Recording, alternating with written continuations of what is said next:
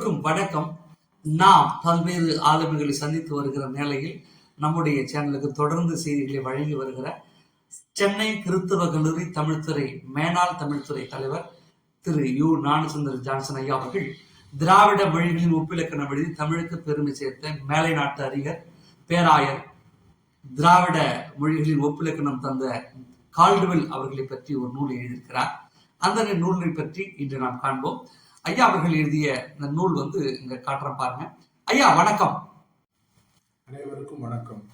சென்னை அரும்பாக்கத்தில் உள்ள மோரியா ஊழியங்கள் மூலம் 2019 வெளிவந்த நூல் அருட்பணியாளர் ராபர்ட் கால்டுவெல் என்பதாகும். இந்த நூலினை எழுத வேண்டும் என்று அவர்கள் என்னிடம் கூறினார்கள். நான் பல இடங்களில் சென்று தரவுகளை திரட்டி இந்த நூலினை எழுதினேன்.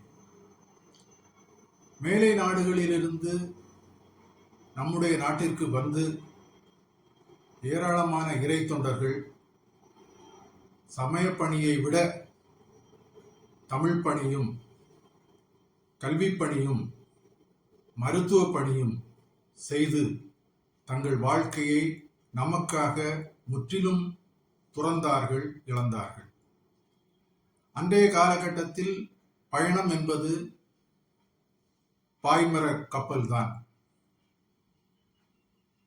அந்த காற்று அடிக்கும் நேரத்தை, அந்த திசையை பார்த்து அவர்கள் பயணம் செய்ய வேண்டி வரும். அதுவும் அவர்களுடைய நாட்டிலிருந்து நமது நாட்டிற்கு வர வேண்டும் என்றால் 7 மாதங்கள் 8 மாதங்கள் ஆகும். இதில் மிக முக்கியமான கொடூரமான ஒன்று சீ சிக்னஸ். அந்த அசைவின் மூலம் நமக்கு ஏற்படக்கூடிய ஒரு நோய். காற்றில் செல்லும் போது படகு அசையும். அந்த அசைவினால் உடலில் மாற்றங்கள் ஏற்பட்டு வாந்தி வரும், இறுதியில் இரத்தம் கூட வரும். இவற்றையெல்லாம் பொறுத்து கொண்டு அவர்கள் அழகான சொகுசான இயற்கை வளம் நிறைந்த நாட்டிலிருந்து, வசதியான குடும்பத்திலிருந்து அவர்கள் எல்லாவற்றையும் உதறி தள்ளிவிட்டு நம்முடைய நாட்டிற்கு வந்தார்கள். இங்கு வந்து பலர் சில ஆண்டுகளிலே இறந்தது உண்டு. சீகன்பால்கு 36 வயதில் இறந்து விட்டார். சார்ல்ஸ் மீட் என்று சொல்லக்கூடிய அருள் தொண்டர் வரும் வழியில் தன்னுடைய மனைவியை பறிகொடுத்தார், உடல் நலம் இல்லாமல். 4 மாத கைக்குழந்தையோடு வந்து சேர்ந்தார். சில இறை தொண்டர்கள் திருமணம் செய்யாமல் தங்களுடைய வாழ்க்கையை முற்றிலுமாக நமக்காக அர்ப்பணித்தார்கள். சென்னை கிறிஸ்தவ கல்லூரியின் முதல்வர் டாக்டர் வில்லியம் மில்லர் திருமணமாகாமல் தன்னுடைய வாழ்க்கை, தன்னுடைய சொத்து முழுவதுமே நம் மக்களின் கல்விக்காக அர்ப்பணித்தார். இப்படி இறை தொண்டர்களுடைய வரலாற்றை சொல்லிக்கொண்டே போகலாம். இன்று நம்முடைய வளர்ச்சிக்கு அவர்கள் உழைத்த உழைப்பு தான், அவர்களுடைய வியர்வை தான் அடிப்படை காரணம் என்பதில் எந்த விதமான சந்தேகமும் இல்லை. ஆனால் இன்று கிறிஸ்தவர்களே இந்த இறை தொண்டர்களை மறந்து வருவது மிகவும் வருத்தத்திற்குரியது. இறை தொண்டர்களில் மிகவும் முக்கியமானவராக இன்றும் பேசப்படக்கூடியவர் பேராயர் ராபர்ட் கால்டுவெல் அவர்கள். ஸ்காட்லாந்து நாட்டைச் சேர்ந்த கால்டுவெல் சென்னைக்கு வந்து தமிழ் கற்று, சென்னையிலிருந்து கால்நடையாக இடையன்குடிக்கு வந்து அங்குள்ள மக்களிடம் பழகி தன்னுடைய வாழ்க்கையை முழுவதுமாக நமக்காக அர்ப்பணித்தார். அவருடைய வாழ்க்கையை பார்க்கும்போது மிகவும் கஷ்டம் நிறைந்த வாழ்க்கை. ஆனால் அவருடைய உழைப்பு வீண் போகவில்லை. திராவிட மொழிகளின் ஒப்பிலக்கணம் என்று சொல்லக்கூடிய மிகப்பெரிய இலக்கண நூலை எழுதியுள்ளார். விவிலியம் திருத்தும் போது அந்த குழுவில் இருந்து பல உதவிகள் செய்தார். கீர்த்தனை எழுதியுள்ளார். ஆங்கிலத்தில் எழுதப்பட்ட அந்த லிரிக்ஸ் என்று சொல்லக்கூடிய அந்த பாடல்களை தமிழில் மொழிபெயர்த்தார். இப்படி அவருடைய பணிகளை சொல்லிக்கொண்டே போகலாம். இடையன்குடியில் இன்று கம்பீரமாக இருக்கக்கூடிய அந்த ஆலயத்தை அவர் கட்டி முடித்தார். பக்கத்தில் ஒரு போதகர் இல்லம், என்றும் நாம் சென்று பார்க்கலாம். இவருடைய பணிகள் சிறப்பாக அமைவதற்கு இவருடைய துணைவியார் எலிசா அம்மையார் மிகவும் முக்கிய காரணமாகும். அவர்கள் நாகர்கோயிலிலே பிறந்து வளர்ந்ததின் காரணமாக தமிழ் அவர்களுக்கு தாய்மொழி போல் இருந்தது. எலிசாவின் தந்தையார் சார்ல்ஸ் மால்ட் நாகர்கோவில் மிஷனரியாக இருந்தவர். இவர்களுடைய திருமணம் நாகர்கோவில் கஸ்பா சபையில் நடைபெற்றது. திருமணம் முடிந்து அவர்கள் இடையன்குடியில் இருக்கும்போது பல பள்ளிகளை உருவாக்கினார்கள். உண்டு உறையும் பள்ளிகளை உருவாக்கினார்கள். குச்சித்தையல் என்று சொல்லக்கூடிய ஒரு முறையை மக்களிடம் பெண்கள் முன்னேற்றத்திற்காக புகுத்தினார்கள்.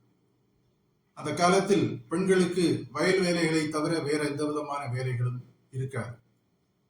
பெரும்பாலான நேரங்களில் ஓய்வு என்பது அதிகமாக இருக்கும். எனவே அந்த காலங்களை பயனுள்ளதாக மாற்றிக்கொள்ள வேண்டும் என்று சொல்லக்கூடிய நோக்கில் குச்சித்தையல் தைத்து அதில் உள்ள லேஸ் என்று சொல்லக்கூடியதை வெளிநாடுகளுக்கு அனுப்பி அதன் மூலம் பணம் பெற்றுக் கொடுத்தார்கள். கல்வியில் ஏராளமான பிள்ளைகள் பயனடைந்தார்கள். கல்வி கற்க வருவதற்காக பிள்ளைகளுக்கு கருப்பு கட்டி, பொறி உருண்டை போன்ற பொருள்களை கொடுத்து அவர்களை வரவழைத்தார்கள். கால்டுவெல் பல துன்பங்களிடையே இறைப்பணியாற்றியமை நாம் நினைத்து பார்க்க வேண்டும். ஒரு ஊரின் பெயரை சொல்லவில்லை. அந்த ஊரில் சென்று பனை ஓலைகளை சிறு குடிசை போல வேய்ந்து அங்குள்ள பெண்களுக்கு, வரக்கூடிய ஆண்களுக்கு கல்வி கற்றுக் கொடுத்தார். இதை ஏற்றுக்கொள்ள முடியாத அந்த ஊரில் உள்ளவர்கள் இவர் வந்த பிறகு அந்த பனை ஓலை வேய்ந்த அந்த இடத்தில் கழுதைகளை கொண்டு கட்டி விடுவார்கள். அடுத்த நாள் போகும்போது அங்கு கழுதைகள் நிறைந்திருக்கும். இப்படி பல துன்பங்களை அவருக்கு கொடுத்தார். மணல் நிரப்பிய அந்த பகுதிகளில் செல்லும் போது முள்களை போட்டு அவர் நடந்து போகும்போது துன்பங்களை கொடுத்தார். வாழ்க்கையிலும் அவர் பல துன்பங்களை சகித்துக் கொண்டார். குறிப்பாக தட்பவெட்ப நிலை, இடையன்குடி போன்ற இடங்களில் வெயில் கொதிக்கும், எல்லாம் மணல் உள்ள இடங்கள். அதிலிருந்து விடுபடுவதற்காக, அதிலிருந்து தன்னை காப்பாற்றிக் கொள்வதற்காக பல கொடைக்கானல் போன்ற மலைகளில் சென்று இந்த மே, ஜூன் போன்ற மாதங்களில் தங்கியிருந்தார்.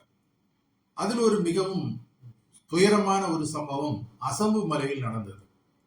அசம்பு மலை என்பது கன்னியாகுமரி மாவட்டத்தில் உள்ள கீரிப்பாறை மலைக்கு மேல் சுமார் ஒரு 20 கிலோமீட்டர் தொலைவில், மலையில் 20 கிலோமீட்டர் அங்கு ஒரு வீடு கட்டியிருந்தார். அந்த வீடு முழுவதும் யானைக்காடு, யானைகள் அதிகம் உள்ள இடம். அந்த வீட்டில் போய் தங்கியிருந்து இந்த நூல்கள் எழுதுவார். அப்படி இருக்கும்போது தன்னுடைய 2வது மகள், கர்ப்பிணியான அந்த மகளையும் அழைத்து கொண்டு அவர்கள் குடும்பமாக அங்கு சென்று தங்கியிருந்தார்கள். குறைப்பிரசவம் நடந்தது. 2 குழந்தைகள் பிறந்தன. ஒரு குழந்தை ஒரு நாள் இறந்தது, இன்னொரு குழந்தை அதுக்கு அடுத்த நாள் இறந்தது. இந்த அவருடைய 2வது மகள் சுமார் ஒரு 18 நாட்கள் கழித்து அவர்களும் இறந்தார். இந்த 3 பேருடைய கல்லறையும் இன்று அசம்பு மலையில் பார்க்கலாம். அதை சுத்தி நல்ல இரும்பு வேலி போட்டிருந்தாரு. அந்த இரும்பு வேலி இன்னைக்கும் இருக்குது. இன்றைக்கு அவருடைய வீடு அழிந்து கிடக்குது. நிறைய குரோட்டன்ஸ் செடிகள் எல்லாம் வைத்திருந்தாரு, இருக்குது. பைன் மரம், பைன் ட்ரீ வைத்திருந்தாரு, அதை யாரோ வெட்டிட்டு போயிட்டாங்க. இப்படி எல்லாம் இன்னைக்கும் அது ஒரு பெரிய அழியாத நினைவு சின்னமாக இருக்கிறது. நம்ம எல்லாரும் அங்க போக முடியாது, அது மலைப்பகுதி. இப்படி வாழ்க்கையில நிறைய துன்பங்களை அவர் ஏற்றுக்கொண்டார். இவருடைய முக்கியமான சிறப்பு சென்னை பல்கலைக்கழகத்தில் 22வது பட்டமளிப்பு விழாவில் ஆற்றிய உரை. மிகவும் சிறப்பான உரை. இந்த நூலில் அந்த உரை தமிழிலும் மொழிபெயர்த்து கொடுக்கப்பட்டுள்ளது என்பது சிறப்பான ஒரு செய்தி. நன்றி, வணக்கம்.